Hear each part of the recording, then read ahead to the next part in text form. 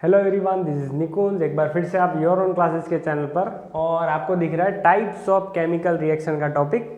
यहाँ पे लिंक दे रहा हूँ प्लेलिस्ट की, जिसमें हमने फर्स्ट जो टॉपिक्स थे आगे के, रिएक्शन को बैलेंस कैसे करना है, रिएक्शन को लिखना कैसे, ये सारी बातें हमने पहले पढ़ ली थी। और आज का हमारा फर्स्ट चैप्टर का जो टॉपिक है, आपको थंबनेल में दिखा होगा, types of chemical reaction. Types of chemical reaction कितनी है, इन सब के बारे में आज आप पढ़ने वाले, सबकी डेफिनेशन, सबके एग्जाम्पल, जो एग्जाम पर्सपेक्टिव से बहुत इंपॉर्टेंट है। तो इसी को शुरू करते हैं। आपको दिख रहा होगा first types of chemical reaction, हमने लिखा है कॉम्बिनेशन रिएक्शन। क्या है आज जानेंगे। डीकम्पोजिशन जस्ट अपोजिट है कॉम्बिनेशन का। कॉम्बिनेशन में दो चीज़ें जुड़ती है, डीकम्पोजिशन में अलग होती है। इसी के अलावा डिस्प्लेसमेंट ये भी पढ़ेंगे, डबल डिस्प्लेसमेंट, ऑक्सीडेशन रिडक्शन क्या है, और साथ में प्रेसिपिटेशन क्या है। प्रेसिपिटेशन किसी और रिएक्शन का भी नाम हो सकता है। दो टाइप की, एक रिएक्शन के दो टाइप भी हो सकते हैं। अब और एक मैं भूल रहा हूं जो मैं लिखना चाहूंगा, एंडोथर्मिक और एक्सोथर्मिक।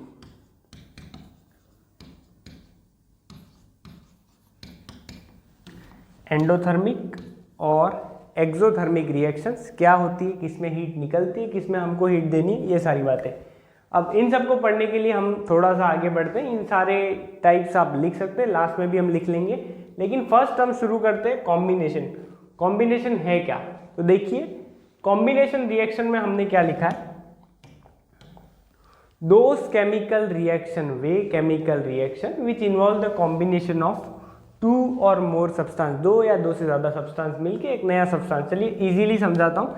ये तो लिखा हुआ है ए प्लस बी मिल के अगर ए बी बना रहे हैं,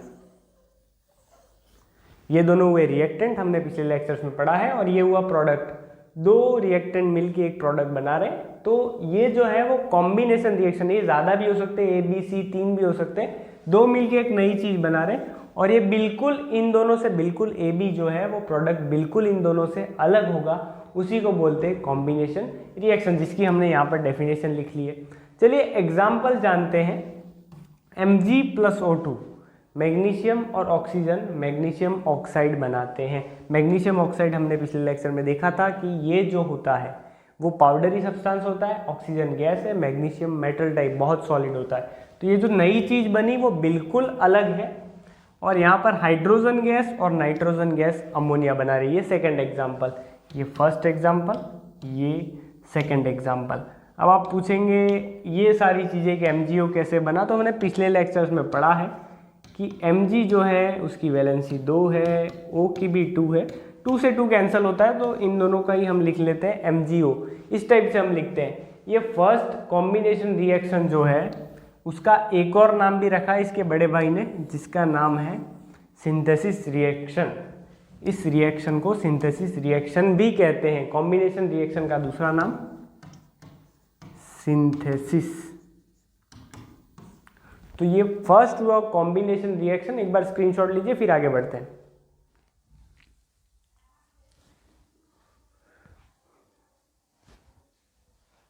ये हुआ combination reaction. Next decomposition reaction. Decomposition reaction क्या है, तो जस्ट इसका उल्टा मानिए। उल्टा कैसे जी, ए बी जो है वो टूट जाएंगे ए और बी में, अलग अलग सेपरेट हो जाएंगे। हमने कॉम्बिनेशन पढ़ा था कि यहाँ देखिए ए और बी मिलके ए बी बना रहे, दो मिलके एक प्रोडक्ट बन रहा है जो बिल्कुल अलग है इन दोनों से। और यहाँ पर जो हमारे पास रिएक्टेंट है वो दो अलग अलग सब्सटेंसेस में बढ़ जा रहा है। चलिए डेफिनेशन पढ़ते हैं इसकी कि क्या कह रहा है ये।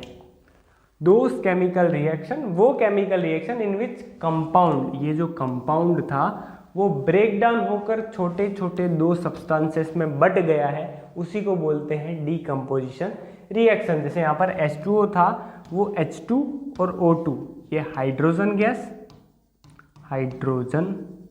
गैस और ये ऑक्सीजन गैस बढ़ चुका है। ये था वाटर, तो ये H2O जो था वो हाइड्रोजन गैस और ऑक्सीजन गैस में बढ़ चुका है। ये डीकम्पोजिशन रिएक्शन, उसकी डेफिनेशन, और इसके बाद हम जो है इसके जो तीन टाइप्स हैं उनको पढ़ने वाले हैं। ये डिकम्पोजिशन रिएक्शन में क्या होगा कि एक कंपाउंड जो होगा वो दो छोटे छोटे सब्सटेंसेस में बट जाएगा। इस टाइप की रिएक्शन को बोलते हैं डिकम्पोजिशन रिएक्शन। इसका स्क्रीनशॉट लीजिए, फिर इसके तीनों के तीनों टाइप्स हम एक साथ पढ़ने वाले हैं।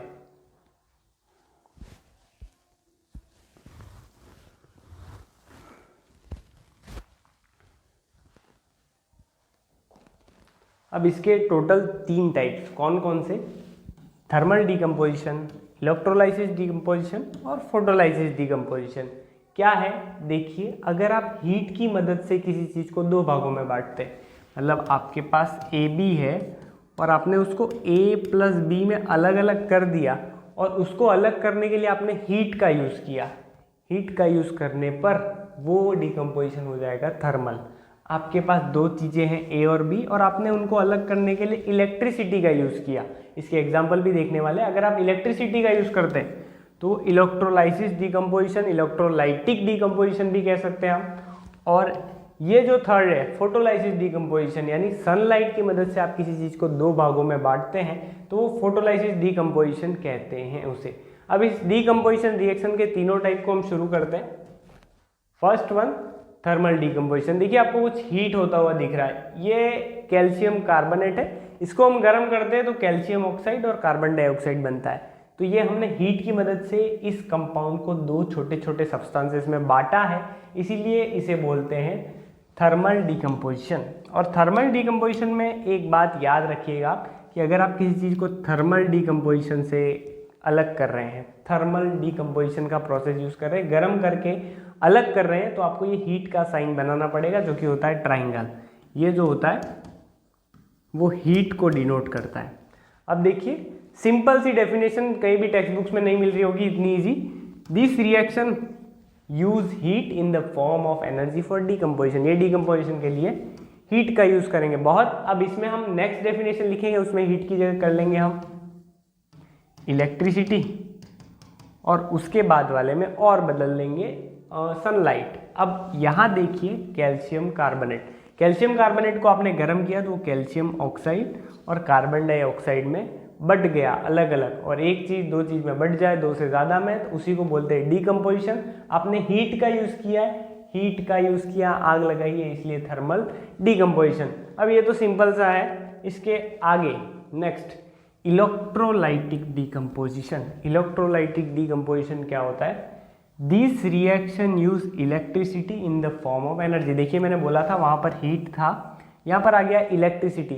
अगर आप किसी चीज़ को अलग करने के लिए इलेक्ट्रिसिटी का यूज़ कर रहे हैं तो वो इलेक्ट्रोलाइटिक डिकम्पोजिशन है। अब इस टाइप के डिकम्पोजिशन को देखिए कैसे, H2O है उसको हमने H2 और O2 में अलग कर लिया। इसमें कोई आपको साइन नहीं बनाना। अगर आपने इलेक्ट्रिसिटी का यूज़ किया तो आपको लिख लेना है इलेक्ट्रिसिटी, नथिंग एल्स। एरो के ऊपर आपको लिख लेना है इलेक्ट्रिसिटी। अब इस डिकम्पोजिशन, इस H2O को बांटने के लिए हमने H2 और O2 में बांटा, तो इसके लिए इलेक्ट्रिसिटी का यूज़ किया। देखिए ये डायग्राम हमारी बुक में दिया हुआ है। H2O को बांटोगे तो H प्लस और OH माइनस बनेगा और दो ग्राफाइट रॉड लगा देने के बाद इस पूरे एक्सपेरिमेंट में क्या होगा कि ये जो है हाइड्रोजन, एक तरफ हाइड्रोजन गैस मिल जाएगी और एक तरफ जो है वो ऑक्सीजन गैस। देखिए आपको कैथोड पर हाइड्रोजन मिल रही है और एनोड पर आपको ऑक्सीजन मिल रही है, तो दोनों टर्मिनल पर अलग अलग गैसेज आपको मिल रही है। तो आपने अलग किया है हाइड्रोजन गैस को और ऑक्सीजन गैस को, किसकी मदद से? तो आप कह सकते हैं बैटरी लगाई है, इलेक्ट्रिसिटी का यूज़ किया। अगर आप इलेक्ट्रिसिटी की मदद से किसी चीज़ को दो भागों में बांटते हैं तो वो हो गया इलेक्ट्रोलाइटिक डिकम्पोजिशन। चलिए बढ़ते हैं। इसके बाद फोटोलाइटिक डिकम्पोजिशन, ये क्या है? देखिए कुछ नहीं बदला है डेफिनेशन में, सिर्फ बदला है सनलाइट। अगर आप सनलाइट की मदद से किसी चीज़ को दो भागों में बांट रहे हैं, दो या दो से ज़्यादा भागों में, तो वो फोटोलाइटिक डिकम्पोजिशन है। फोटोलाइटिक डिकम्पोजिशन क्या है? यहाँ देखिए सनलाइट आई, आपने सुखाने के लिए AgCl रख दिया था। AgCl जैसे ही रखा तो Ag यानी सिल्वर तो बच गया है, सिल्वर को कुछ नहीं हुआ, और Cl जो है वो गैस बनकर उड़ गया, Cl2। अब AgCl सिल्वर क्लोराइड आपने रखा था, उस पर सनलाइट गिरी तो क्या हुआ? Ag अलग हो गया और Cl अलग हुआ। Cl गैस बन के उड़ गया और Ag अपनी जगह पे ही रह गया। अब आपने यहाँ पर सनलाइट का यूज़ किया तो आप यहाँ पर लिख सकते हैं सनलाइट। आप जिस भी चीज़ का यूज़ करेंगे वो यहाँ पे लिख लीजिए तीनों डिकम्पोजिशन में। हीट यूज़ करें तो आप ट्राइंगल बनाएंगे, इलेक्ट्रिसिटी होती तो इलेक्ट्रिसिटी लिखते, और अगर आपने सनलाइट का यूज़ किया है तो आप लिखेंगे सनलाइट। ये हुई बात फोटोलाइटिक डिकम्पोजिशन। तीनों डिकम्पोजिशन एक बार फिर से रिपीट कर लेते हैं रिवर्स। थर्मल डिकम्पोजिशन में हीट का यूज़ होगा, यहाँ पर हीट की मदद से हम किसी चीज़ को दो भागों में बांट रहे हैं, यहाँ पर इलेक्ट्रोलाइटिक में इलेक्ट्रिसिटी की मदद से दो भागों में बांट रहे हैं, और यहाँ पर फोटोलिटिक में सनलाइट की मदद से दो भागों में बांट रहे हैं, तो इसी को फोटोलाइटिक डिकम्पोजिशन कहते हैं। अब चलिए नेक्स्ट आपको एक रिएक्टिविटी टेबल लिखनी होगी, तभी आप ये क्वेश्चंस कर पाएंगे। देखिए आगे के डिस्प्लेसमेंट के, ये जो है बहुत इंपॉर्टेंट है। किसके लिए? तो हम जब डिस्प्लेसमेंट पढ़ेंगे, इसके आगे वाली स्लाइड डिस्प्लेसमेंट की ही है, तो आप जब डिस्प्लेसमेंट पढ़ेंगे तो आपको ये टेबल आना ज़रूरी है। देखिए सबसे रिएक्टिव है लिथियम, उसके बाद potassium, sodium, calcium, magnesium, aluminium, zinc, iron, tin, lead, hydrogen, copper, mercury, silver, gold. अब जो ज़्यादा रिएक्टिव है वो किसी को भी हटा सकता है। जैसे सोडियम जो है वो जिंक को हटा सकता है, सोडियम जो है वो टिन को हटा सकता है, सोडियम लीड को भी हटा सकता है। जो ऊपर वाले हैं वो अपने से नीचे की रैंकिंग वालों को हटा सकते हैं। जैसे मैं कहूँ लिथियम क्या सिल्वर को हटा सकता है? बिल्कुल हटा देगा। क्या लिथियम गोल्ड को हटा सकता है? बिल्कुल हटा सकता है। तो ये एक रिएक्टिविटी टेबल है, स्क्रीनशॉट ले लीजिए या फिर इस पूरे को उतार लीजिए, तो ही आप आगे के क्वेश्चन या आगे की रिएक्शंस को कर पाएंगे।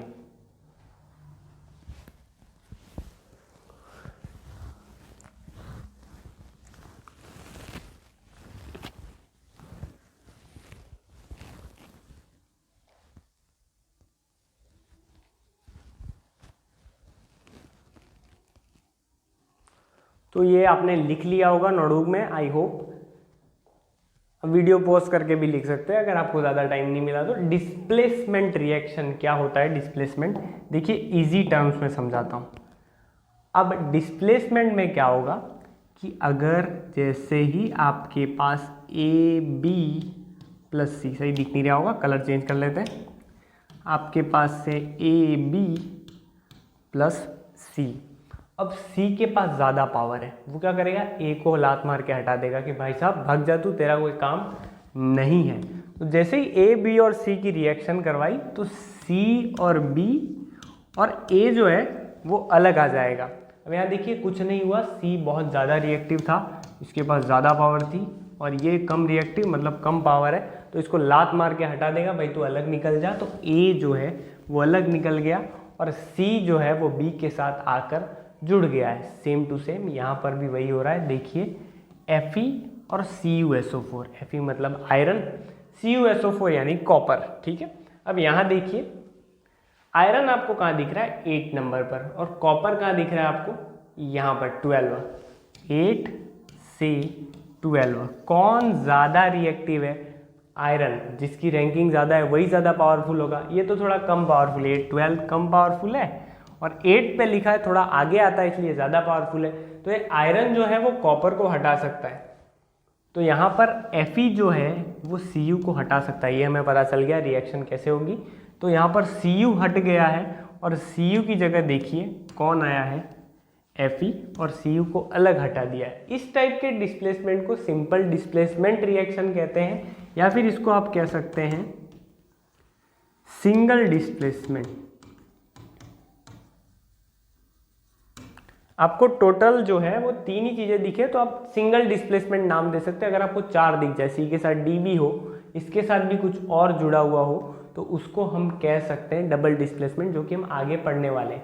सिंपल आप ये देखिए कि Fe ने Cu को हटा दिया क्योंकि Fe ज़्यादा रिएक्टिव था Cu से। अब यहाँ पर ये सेम टू सेम हमने लिख लिया, iron is more reactive than copper. ये कॉपर से ज़्यादा रिएक्टिव है, आपने अभी टेबल में भी देख लिया जहाँ पर आपने रिएक्टिविटी टेबल बनाई थी। अब यहाँ पर देखिए एल्यूमिनियम और CuCl2 कॉपर क्लोराइड। अब एल्यूमिनियम और कॉपर की जब लड़ाई हो रही है तो यहाँ देखिए एल्यूमिनियम का, ये रहा एल्यूमिनियम और कॉपर। अब मुझे बताइए, आप बता दीजिए कौन पावरफुल है? एल्यूमिनियम ही है। तो एल्यूमिनियम क्या करेगा कि बोलेगा कॉपर से भाई तू कट ले, मुझे आ जान दे। तो ये जो है वो निकल जाएगा यहाँ से, कॉपर निकल गया, और यहाँ पर AlCl3 बन गया। AlCl3 कैसे बना, मैंने आपको कंपाउंड बनाना सिखाया है।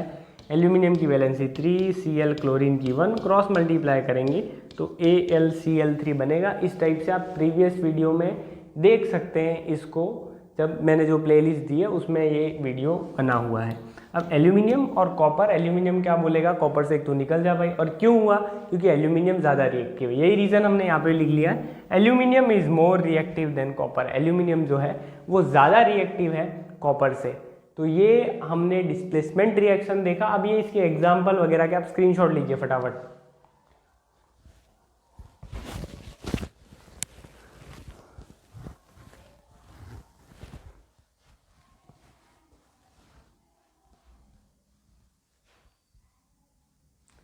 तो स्क्रीनशॉट आपने ले लिया होगा। नेक्स्ट बढ़ते हैं, डिस्प्लेसमेंट के बाद चेंज हो गया डबल डिस्प्लेसमेंट। मैंने बोला था अगर 3 चीज़ें हो तो सिंगल डिस्प्लेसमेंट, डबल डिस्प्लेसमेंट कैसे होगा, देखिए इसको भी आसानी से समझेंगे। आपके पास है AB और CD। कहानी तो आपको पहले से पता है कि C ज़्यादा पावरफुल है, वो A को हटा देगा। तो यहाँ पर CB तो आ गया, लेकिन साथ में क्या होगा कि A को हटा दिया गया तो A बोलेगा D यार मेरे को साथ में ले ले, तो यहाँ पर आ गया AD। यहाँ पर टोटल 4, 1 2 3 4, एक साइड पर जो 2 बन रहे, इसीलिए हमने इसको डबल डिस्प्लेसमेंट बोला कि ये 2 हैं, 1 2 3 4। ये यहाँ जा रहा है, ये यहाँ जा रहा है, एक अकेला कोई बच नहीं रहा है। यहाँ पर एक अकेला बच जा रहा था C, या यहाँ पर देखिए Cu बच रहा है, यहाँ पर भी Cu बच रहा है। एक अकेला बचे लास्ट में तो उसको सिंगल डिस्प्लेसमेंट बोलेंगे, एक का ही डिस्प्लेसमेंट हुआ है। यहाँ पर 2 चीज़ों का डिस्प्लेसमेंट हो गया तो हमने बोला है डबल डिस्प्लेसमेंट। चलिए इसकी डेफिनेशन पढ़ लेते हैं, हमने डिस्प्लेसमेंट की तो नहीं पढ़ी।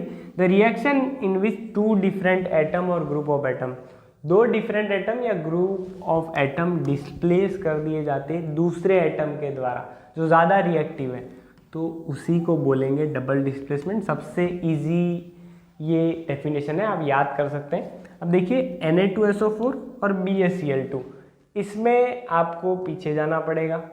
Na और Ba, देखिए Na सोडियम ज़्यादा रिएक्टिव है, बेरियम तो इस लिस्ट में है ही नहीं, तो बेरियम को आराम से सोडियम हटा सकता है। बेरियम इस लिस्ट में नहीं है तो आप बेरियम को मत ढूंढिए। अब ये देखिए कि सोडियम के ऊपर बेरियम नहीं आता है, मतलब सोडियम के नीचे ही कहीं आता होगा, हमने 15 तक ही लिखा है। तो सोडियम जो है वो आराम से हटा देगा बेरियम को। देखिए कैसे, यहाँ पर Na2SO4 और BaCl2 था तो BaSO4 आ गया, SO4 के साथ Na था तो यहाँ पर Ba आ गया, और यहाँ पर NaCl, Cl जो था उसके साथ Na आकर जुड़ गया है। अब यहाँ पर BaCl2 और K2SO4, आप अपने पेज पलटिए या मोबाइल में देखिए, स्क्रीनशॉट लिया होगा तो K पोटेशियम जो है वो ज़्यादा रिएक्टिव है बेरियम से। बेरियम का तो लिस्ट में नाम ही नहीं है टॉप 15 में, तो यहाँ पर बेरियम जो है उसको रिप्लेस कर दिया है K ने, और वो आ गया है Cl के साथ। तो यहाँ पर भी रीज़न क्या है, पोटेशियम ज़्यादा रिएक्टिव है बेरियम से, सोडियम ज़्यादा रिएक्टिव है बेरियम से। ये सारी बातें हमने देखी डबल डिस्प्लेसमेंट में। यहाँ पर टोटल देखिए ABCD 4 चीज़ें दिख रही, डबल डिस्प्लेसमेंट 3 दिखे तो आप कह सकते हैं सिंगल डिस्प्लेसमेंट। इसका भी फटाफट से स्क्रीनशॉट लीजिए, फिर आगे बढ़ते हैं।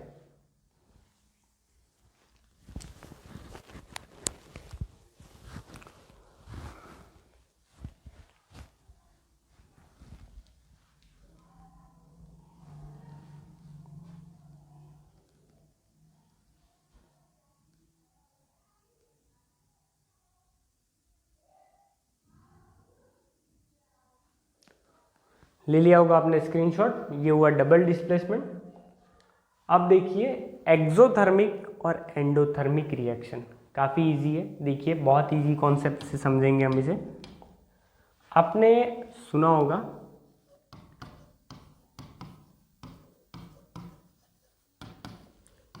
एक्सोथर्मिक, एक्सोथर्मिक में एक वर्ड आया EX, एक्स, किसी को याद मत कीजिए, पुराने रिश्ते भूल जाइए।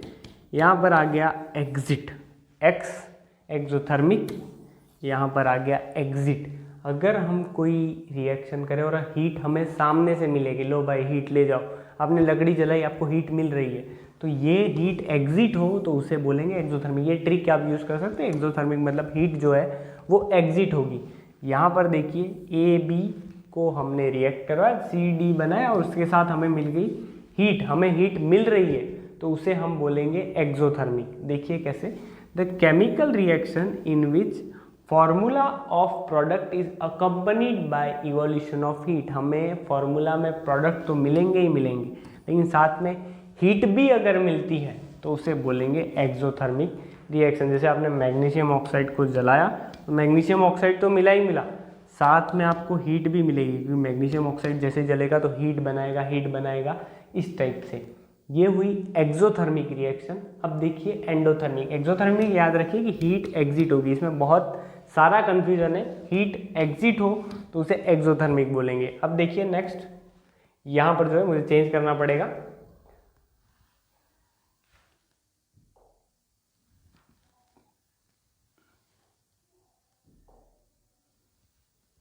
यहाँ देखिए एक्सोथर्मिक हो गया। इसके बाद हमारी जो नेक्स्ट रिएक्शन है वो है एंडोथर्मिक। एंडोथर्मिक रिएक्शन क्या कह रही है, देखिए एंडोथर्मिक रिएक्शन। एंडोथर्मिक से भी हमें ट्रिक याद रखनी है, ENDOTHERMIC, एंडोथर्मिक। EN कीबोर्ड में एक बटन होता है, ENTER, एंटर। एंडोथर्मिक एंटर यानी हीट आप एंटर करवा रहे हो, आप किसी भी रिएक्शन को करने के लिए हीट दे रहे हो। इसको आपने पढ़ा था थर्मल डिकम्पोजिशन में कि इस रिएक्शन को करवाने के लिए आपने हीट दी है, ट्राइंगल का साइन लगाया है, तो उसी को बोलेंगे एंडोथर्मिक। यहाँ पर देखिए, the chemical reaction with formation of product accompanied by absorption of heat. इस रिएक्शन को करने के लिए आपको हीट चाहिए, CaCO3 को आपको सामने से हीट देनी पड़ेगी कि भाई साहब गर्म हो जाओ और 2 भागों में टूट जाओ। और इससे पहले जो हमने देखा उसमें क्या था कि मैग्नीशियम ऑक्साइड जो है वो हमें हीट दे रहा था जब बन रहा था, तब यहाँ पे उल्टा है। इसको बनाने के लिए, इससे ये दोनों बनाने के लिए अपन को सामने से हमें हीट देनी पड़ेगी, तो इसीलिए इसको बोलेंगे एंडोथर्मिक। हीट एंटर करवाए तो एंडोथर्मिक, एग्जिट करवाए तो एक्सोथर्मिक। बहुत ईजी है, आप रिपीट कर सकते हैं अगर आप कंफ्यूज हुए तो। अब आया प्रेसिपिटेशन रिएक्शन, बहुत इजी, फटाफट चल रहे हैं, आराम से हो जाएगा। देखिए क्या करना है, a precipitation reaction is a type of chemical reaction. इस टाइप की केमिकल रिएक्शन में जिसमें 2 सोल्यूबल साल्ट, 2 चीज़ें, Na2SO4 भी मिल जाता है किसी में भी, BaCl2 भी किसी में भी मिल जाता है, लेकिन जैसे ही वो कंबाइन होते हैं तो एक टाइप की रिएक्शन दिखाते हैं। जैसे देखिए ये आपको दिख रही होगी, डबल डिस्प्लेसमेंट भी इसको आप बोल सकते हैं। तो आपका फायदा है, आप इस रिएक्शन को याद करें तो आपको एग्जाम में अगर कोई प्रेसिपिटेशन पूछे तो भी लिख लीजिएगा, और अगर आपको कोई पूछे कि यहाँ पर डबल डिस्प्लेसमेंट का एग्जाम्पल दो तो भी आप ये एग्जाम्पल दे सकते हैं। देखिए ये दोनों सॉल्यूबल है, ये भी सॉल्यूबल है, ये भी सॉल्यूबल है, मतलब किसी के अंदर भी मिल जाते हैं आराम से। अब इन दोनों को जब मिक्स किया गया तो ये बन गया इनसॉल्यूबल, मतलब इसको किसी के अंदर घोला नहीं जा सकता। और ये तो NaCl नमक तो जो होता है वो सॉल्यूबल ही होता है, किसी के भी अंदर मिल जाता है। BaSO4 इनसॉल्यूबल है, वो नीचे जाके जम जाएगा। हम इस टाइप से नीचे का एरो बनाएंगे, कोई सॉल्यूशन में गैस निकलती है तो ऊपर की ओर, नीचे की ओर कोई जम जाएगा तो उसे BaSO4 जो होता है वो नीचे जम जाता है, तो हम इस टाइप का एरो बनाएंगे। अब ये जमना क्या होता है, कोई बीकर है उसके नीचे कोई कंपाउंड आके जम जाता है तो उसको प्रेसिपिटेट बोलते हैं। ये जो जम गया इसे हम बोलेंगे प्रेसिपिटेट। और प्रेसिपिटेट बोलने पर ही इस रिएक्शन का नाम है जो प्रेसिपिटेशन रिएक्शन है, और इसको हम शॉर्टकट में PPT भी बोलते हैं, प्रेसिपिटेट। यहाँ पर इस रिएक्शन में BaSO4 जो होता है वो नीचे आके जम जाएगा, तो ये इनसॉल्यूबल है इसलिए जम गया। और हमने डेफिनेशन में भी यही लिखा है कि 2 सॉल्यूबल सॉल्ट मिले तो इसमें एक इनसॉल्यूबल बन जाएगा, और इनसॉल्यूबल कभी घुलता नहीं है, वो नीचे आके सेटल डाउन हो जाता है, जिसको बोलते हैं हम प्रेसिपिटेट। और प्रेसिपिटेट का शॉर्टकट है PPT। एक बार लीजिए, ये बहुत इंपॉर्टेंट है, इसका स्क्रीनशॉट, फिर आगे बढ़ते हैं।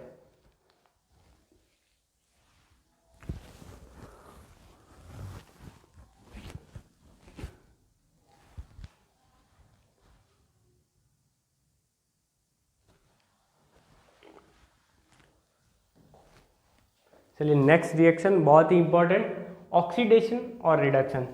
इसी स्लाइड में फटाफट से बता दूंगा। यहाँ देखिए, O for oxidation, R for reduction, O for oxidation, R for reduction. अगर किसी चीज़ में ऑक्सीजन ऐड हो तो उसे ऑक्सीडेशन बोलेंगे। अगर किसी चीज़ में ऑक्सीजन माइनस हो जाए, ऑक्सीजन निकल जाएगी, मेरे को तेरे साथ नहीं रहना है, तो उसको बोलेंगे रिडक्शन। इसी को किसी और भाषा में भी बोल सकते हैं। अगर किसी रिएक्शन में हाइड्रोजन निकल जाए तो भी उसे ऑक्सीडेशन बोलेंगे, और हाइड्रोजन ऐड हो जाए तो उसे रिडक्शन बोलेंगे।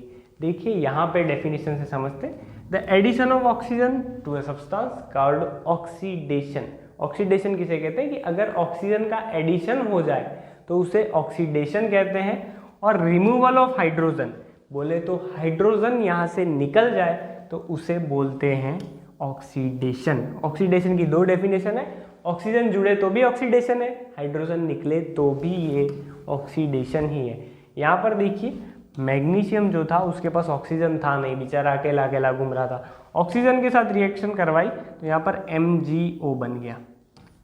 ये जो था स्मॉल में लिख लिया था, मैग्नीशियम ऑक्साइड बन गया। अब यहाँ पर इसके पास ऑक्सीजन नहीं था, Mg के पास कोई ऑक्सीजन नहीं है, वो इसमें ऐड हो रहा है। और यहाँ पर प्रोडक्ट की साइड में देखें तो हमें मिला है मैग्नीशियम ऑक्साइड, और मैग्नीशियम ऑक्साइड जो है उसके पास ऑक्सीजन है। और जैसे ही ऑक्सीजन किसी चीज़ में जुड़ रहा है, यहाँ पर भी ऑक्सीजन जुड़ता हुआ आपको दिख रहा है, तो अब सिंपली इसको ऑक्सीडेशन रिएक्शन कह सकते हैं। आगे की बात, रिडक्शन रिएक्शन। रिडक्शन रिएक्शन क्या है?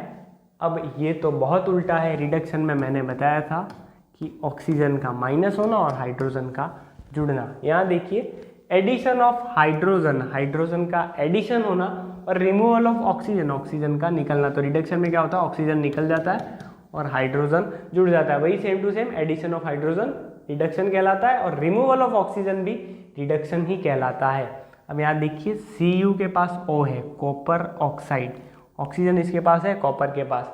लेकिन जैसे ही आप यहाँ से इस तरफ आएंगे प्रोडक्ट की साइड में, तो कॉपर के पास से ऑक्सीजन भाग गया है, नहीं मुझे तेरे साथ नहीं रहना है, कॉपर भाग गया, ऑक्सीजन भाग गया, सॉरी ऑक्सीजन भाग गया और कॉपर अकेला बच गया। और ऑक्सीजन का निकलना जो है उसी को हम बोलते हैं रिडक्शन। हमने लिखा ऑक्सीजन का निकलना रिडक्शन होता है, तो बिल्कुल कॉपर के पास ऑक्सीजन था, यहाँ पर नहीं है, तो ऑक्सीजन का निकलना जो है वो हम कह सकते हैं रिडक्शन है। अब इन दोनों का मिला जुला रूप देखते हैं, ये क्या होता है। एक नया reaction, redox reaction. Redox reaction क्या है? जब ऑक्सीडेशन और रिडक्शन दोनों साथ में होता है तो उसको बोलते हैं रेडॉक्स रिएक्शन। देखिए इसको हम देखते हैं कैसे हुआ। ए reaction in which one reactant undergoes, एक रिएक्टेंट जो है वो ऑक्सीडेशन करेगा, दूसरा जो है वो रिडक्शन रिड्यूस हो जाएगा, उसी को ऑक्सीडेशन रिडक्शन, या फिर हम इसको एक ही नाम देते हैं रिडक्शन और ऑक्सीडेशन के मिक्स नाम। यहाँ से OX उठाया, यहाँ से रेड उठाया, तो ये बन गया रेडॉक्स रिएक्शन। अब रेडॉक्स रिएक्शन को पढ़ते हैं भाई, क्या हुआ रेडॉक्स में। रेडॉक्स में क्या होगा कि यहाँ पर जिंक के पास ऑक्सीजन नहीं है, लेकिन हमने यहाँ देखा तो इसके पास ऑक्सीजन आ चुका है। यहाँ पर कॉपर के पास ऑक्सीजन था, कॉपर सल्फर भी था और ऑक्सीजन भी था, लेकिन जैसे हमने देखा तो यहाँ पर जो है वो कॉपर बिल्कुल अकेला पड़ चुका है। जिंक सल्फेट, ऑक्सीजन यहाँ पर आ गया है, कॉपर सल्फेट में ऑक्सीजन था जो यहाँ पे हट गया है। अब यहाँ पर ऑक्सीजन जुड़ा है तो इसको हम बोलेंगे ऑक्सीडेशन। यहाँ पर क्या हुआ है देखिए, CuSO4 और Cu जो है वो अलग हो गया है, ऑक्सीजन हमारे पास नहीं है इस बार, तो हम इसको बोलेंगे रिडक्शन। यही हमने डेफिनेशन में लिखा है कि एक रिएक्टेंट ऑक्सीडेशन करे, दूसरा रिड्यूस हो जाए। एक ने किया ऑक्सीडेशन, दूसरा रिडक्शन, इसके पास ऑक्सीजन था अब नहीं है, यहाँ पर ऑक्सीजन नहीं था अब है, तो इस टाइप की रिएक्शन को बोलते हैं रेडॉक्स रिएक्शन, और कॉमन नेम ऑक्सीडेशन रिडक्शन, और इन दोनों को मिक्स करके रेडॉक्स रिएक्शन नाम दिया गया है। अब इसका भी आप स्क्रीनशॉट ले लीजिए, बहुत इंपॉर्टेंट है ये।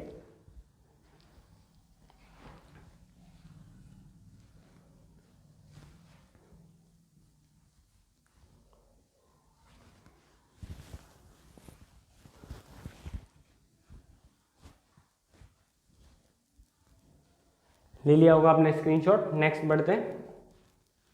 देखिए अब एक और रिएक्शन आपको दिख रही है, आपके घर में Fe लोहा होगा, आयरन, अब आयरन जो होता है वो ऑक्सीजन के साथ जैसे ही रिएक्ट करता है और पानी लग जाता है तो उसके ऊपर जंग लग जाता है, इस टाइप से रस्ट।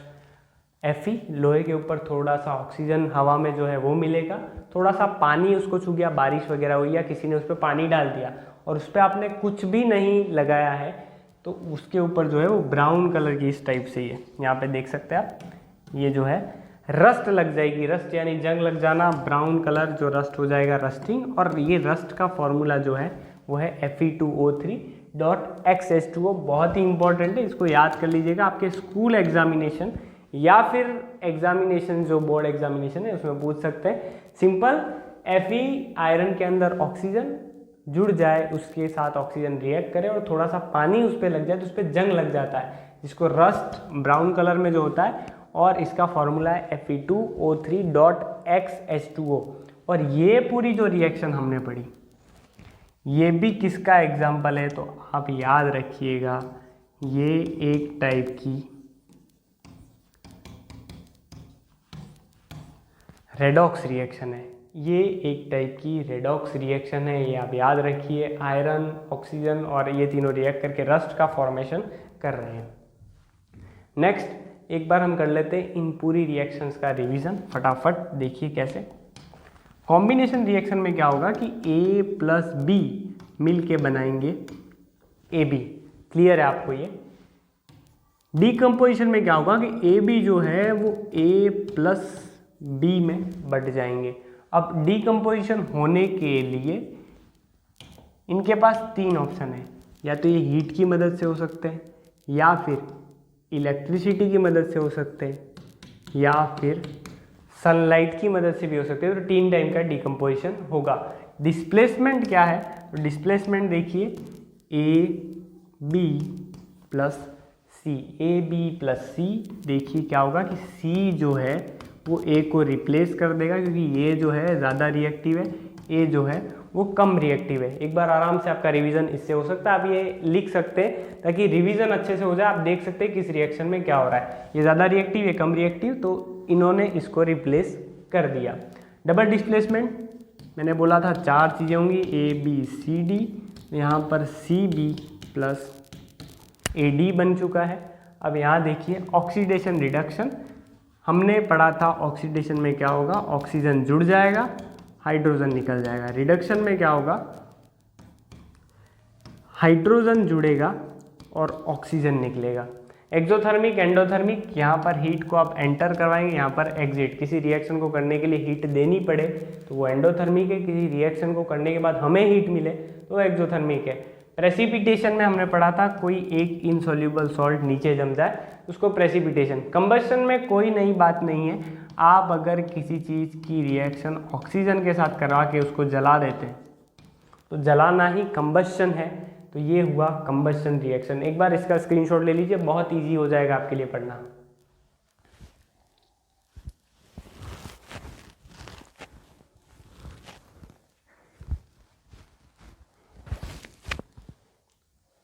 लिख लिया होगा या स्क्रीनशॉट ले लिया होगा। In last, thank you.